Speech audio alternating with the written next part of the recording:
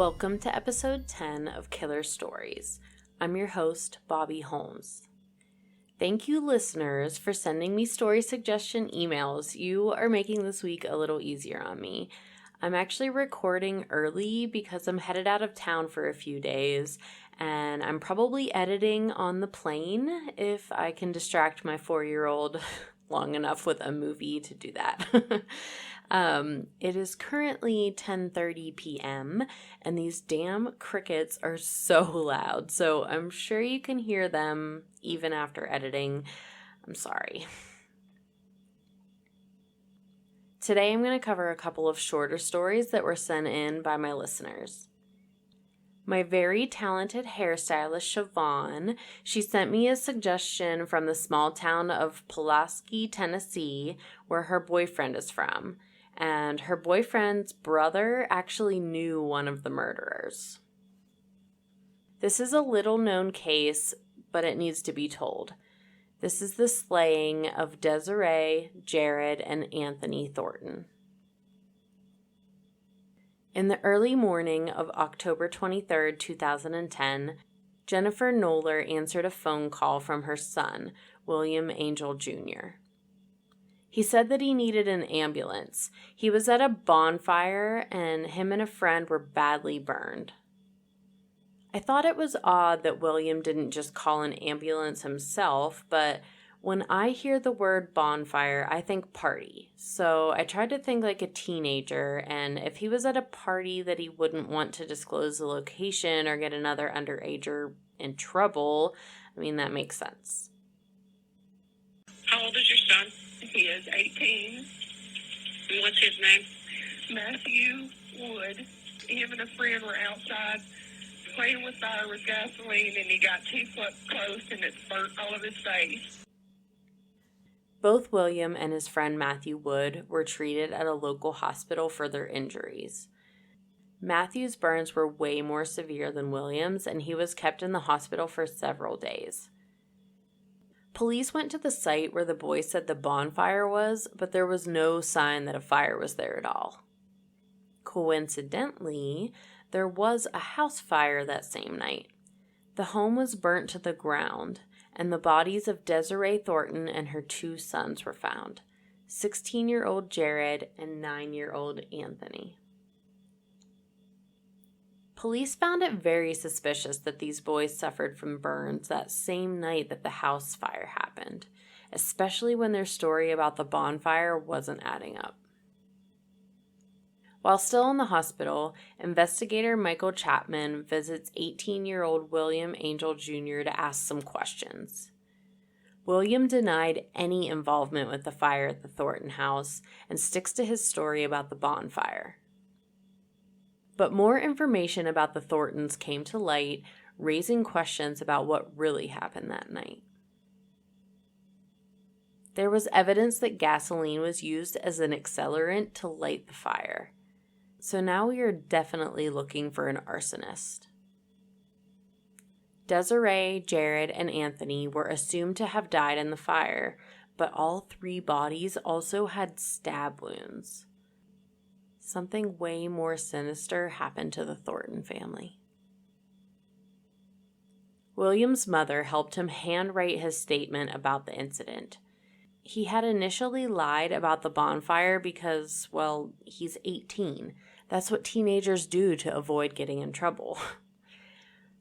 But Jennifer convinced him to tell the truth.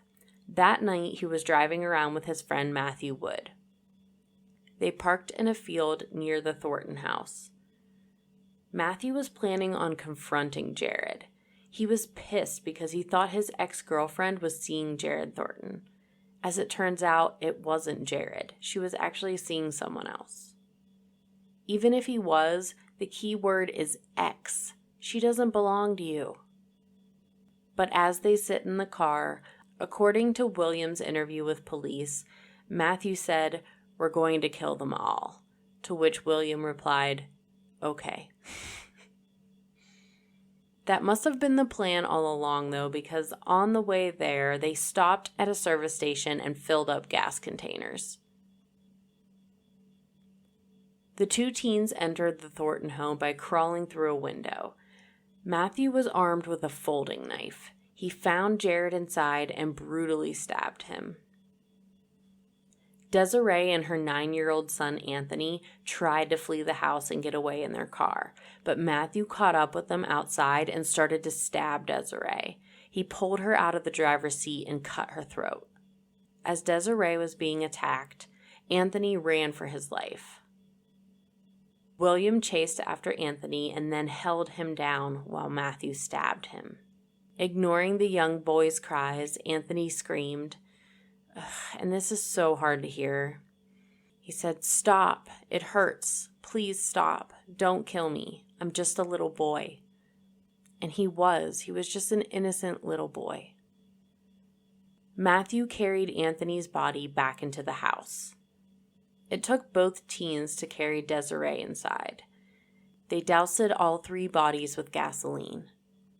They realized they didn't have enough gas if they wanted to burn the house down, so they decided to leave and get more gasoline. On the way out, Matthew and William stole an Xbox console and a few games. I mean, Jared won't need it anymore, and the house is going to burn anyways, so they might as well take it, right? No. The teenagers returned with more gasoline and sprinkled it all through the house. They also covered the Thornton's family dog and their car in gas. Not the dog. I mean, obviously it is terrible what's happened to the Thorntons, but something just eats at me when I hear about cruelty to animals like this. Have you guys watched Don't F with Cats on Netflix? That's going to be a future episode for sure.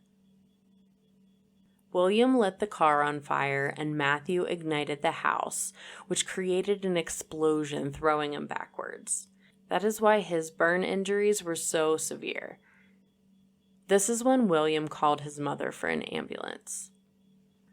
William and his mother assumed they would be released from the hospital and able to go home. They thought William was innocent because he didn't actually do the stabbing and he was willingly talking to the police. But what they did not realize is that William is just as guilty as Matthew. When Matthew said they're going to kill them all and William said, okay, that is him agreeing to premeditated murder. And no, he did not physically stab any of the victims, but he did help hold Anthony still while Matthew stabbed him. And he assisted with spreading the accelerant throughout the house. He went with Matthew to purchase the gasoline, and at no point in the evening did he try to stop what was happening. William Angel Jr. was not innocent. He knew he was doing something wrong. Before they ignited the house, he threw his clothes with blood on it inside so they would burn any evidence, leaving him in just his boxer shorts. The worst part is, the autopsy showed all 3 victims had smoke in their lungs, which means they were still alive when the fire started. So William helped purchase the gas, as well as spread the accelerant for the fire. That does make him a murderer. William Angel Jr. caused a stink because he said he wasn't aware that his interview was going to be used against him. He thought he was incriminating Matthew Wood. I'm not sure at what point he was read his Miranda rights, but if it was at the beginning of the interview, it clearly states, "You have the right to remain silent and refuse to answer questions. Anything you say may be used against you in the court of law." Once released from the hospital, Matthew Wood and William Angel Jr. were arrested and charged with 3 counts of first-degree murder. Other charges for the 2 boys: 1 count of aggravated arson, 1 count of setting fire to personal property, 1 count of aggravated burglary, and 1 count of theft under $500, and 1 count of aggravated cruelty to an animal. Neither of these teenage boys showed any remorse for what they did. Jared definitely didn't deserve to die, even if he was the one seeing Matthew's girlfriend. Ex-girlfriend. That is normal high school drama. Get over it. But his mother Desiree and younger brother Anthony did not deserve their fate. How can you just murder a child like that for no reason at all? Something was seriously wrong with these boys. The DA was going for the death penalty. There has never been a case where people that young have received a death sentence. They both ended up pleading guilty and were sentenced to life in prison without parole. That was a rough one. I don't understand why you would throw your entire life away. 18 years old, in prison for life, no chance of getting out because of girl drama. My second story today comes from a listener in Ireland. Her name is Claire. She actually set me up with a few good Irish murder stories, but today I'm going to talk about Elaine O'Hara. I've actually never heard of this story, but it made front page news in Ireland for months on end.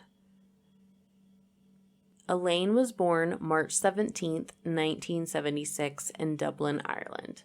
How fun would it be to have a birthday on St. Patrick's Day in Ireland? But Elaine had a very troubled childhood. She was the victim of bullying at school, which we all know can strongly affect your mental health. She saw a psychiatrist from a young age. She reported at the age of 12 having what she referred to as a play repeat in her head. This play was essentially a fantasy of being tied up, restrained. I'm not sure if these early on thoughts were in a sexual manner or just the feeling of being powerless. As a teen, one of her friends was killed in a car crash, and Elaine's mental health spiraled. She was diagnosed with depression and borderline personality disorder. That's been a popular mental illness brought up in my previous episodes. Both Ed Kemper and Catherine Knight had this diagnosis as well.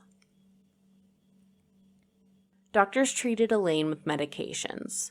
Her father, Frank, reported that she was so heavily medicated, he remembers going out to eat at restaurants and Elaine falling asleep. At the age of 16, she started having suicidal thoughts. A symptom of borderline personality disorder is self-harm. When Elaine started cutting her wrists, Frank checked her into St. Edmundsbury Psychiatric Hospital. Elaine had her ups and downs. Through her life, she will have checked in to St. Edmundsbury 14 times. She had a major setback in 2002 when her mother passed away. Elaine was very close with her mother and father. She didn't have any real friends, so sadly, she now only had her father as her support system. She had 3 suicide attempts.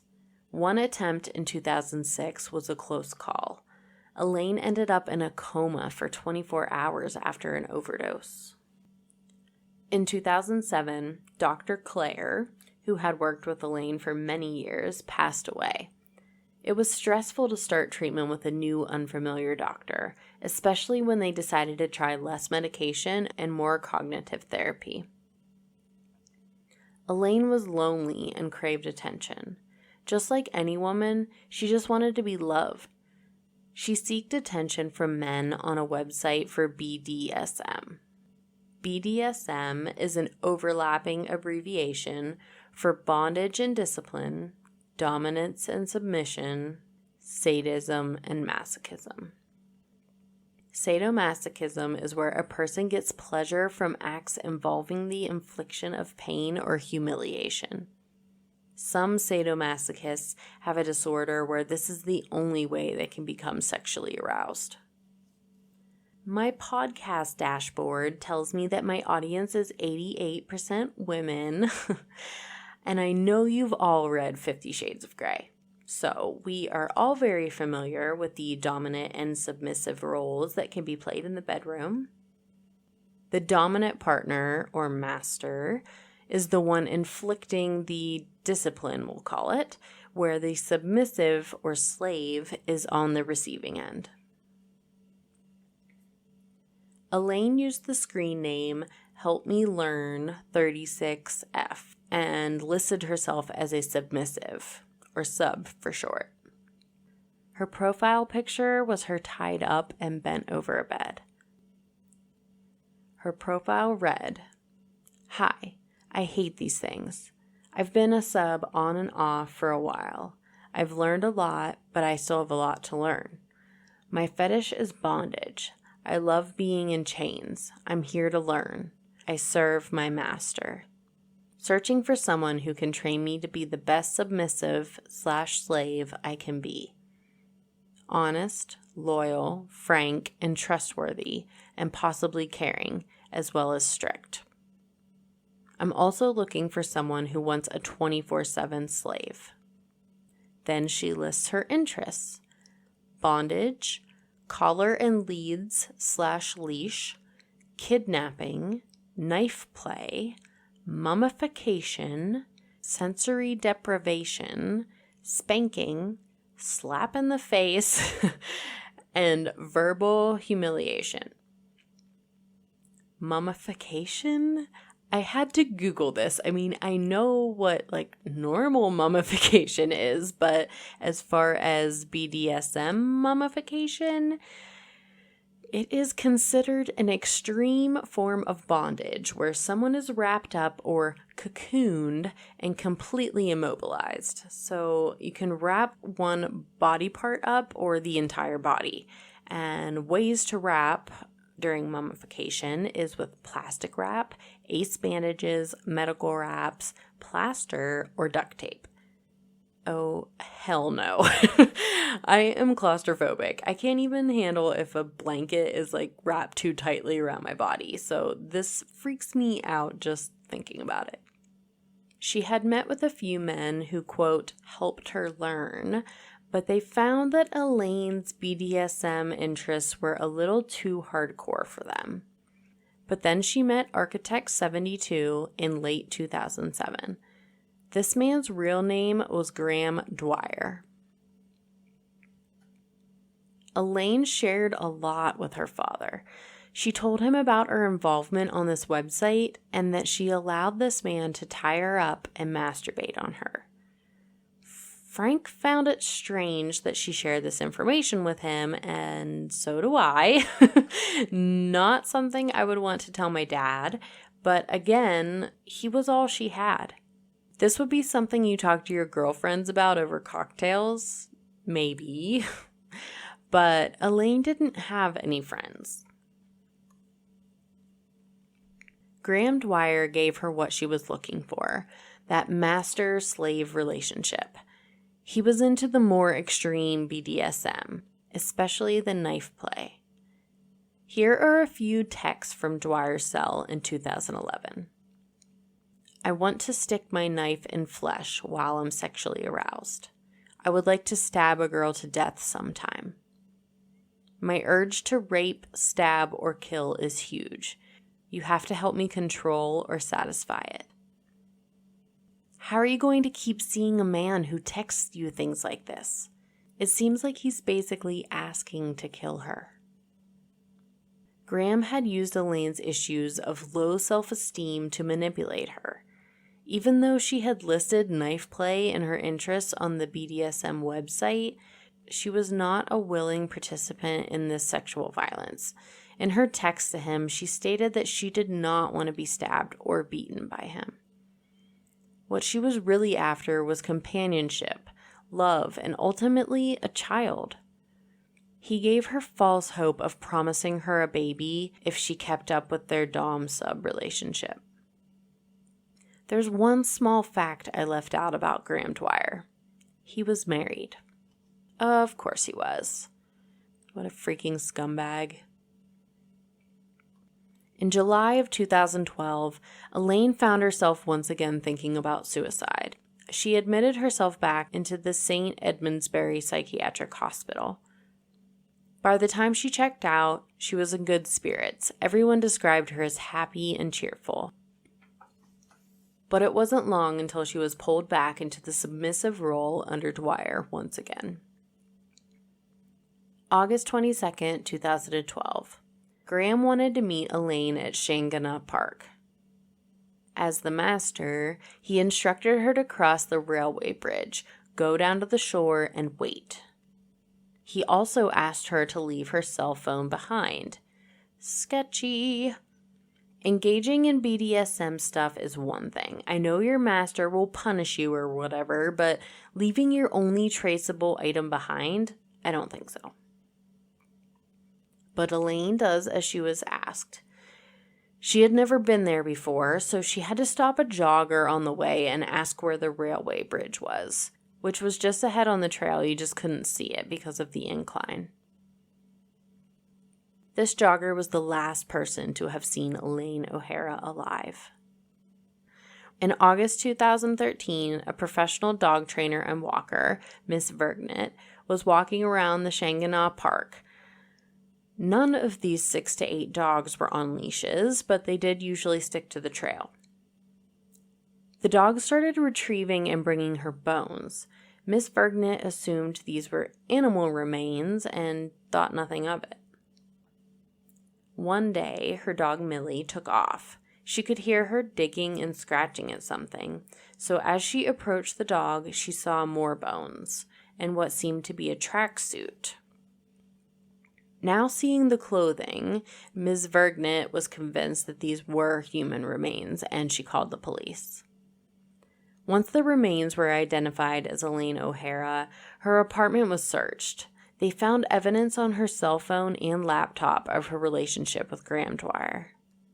There were dozens of homemade sex tapes where the two were engaging in violent acts where Graham stabbed Elaine during sexual intercourse. When Graham was approached by police, he denied even knowing Elaine, which is just ridiculous. Does he not know how phone records and email IP addresses work? Plus, Elaine's apartment building had him on video many times over the years, entering and exiting. The most recent visit showed him trying to conceal his face. He always carried a bag with him. This bag included the BDSM gear, a ball gag, handcuffs, flogger, knives, the usual. Well, this exact bag seen on camera was found near Elaine's remains. In case anyone had any doubts, this is pretty incriminating evidence. On March 27, 2015, Graham Dwyer was convicted of the murder of Elaine O'Hara. It was a unanimous verdict. Elaine was a depressed woman who was taken advantage of by Graham. He used her weaknesses to his advantage to get what he ultimately wanted, to stab a woman to death while sexually aroused. That one evening of sexual gratification has landed him life in prison. Both of these cases today were so interesting. Please keep sending me the killer stories from your hometown. Email me at killerstoriespodcast@gmail.com. Don't forget to subscribe to Killer Stories so you never miss a new episode. If you like what you hear, please share it with a friend. Leave me a 5-star review on Apple Podcast or on my Facebook page. You can find me on Facebook and Instagram at Killer Stories Podcast.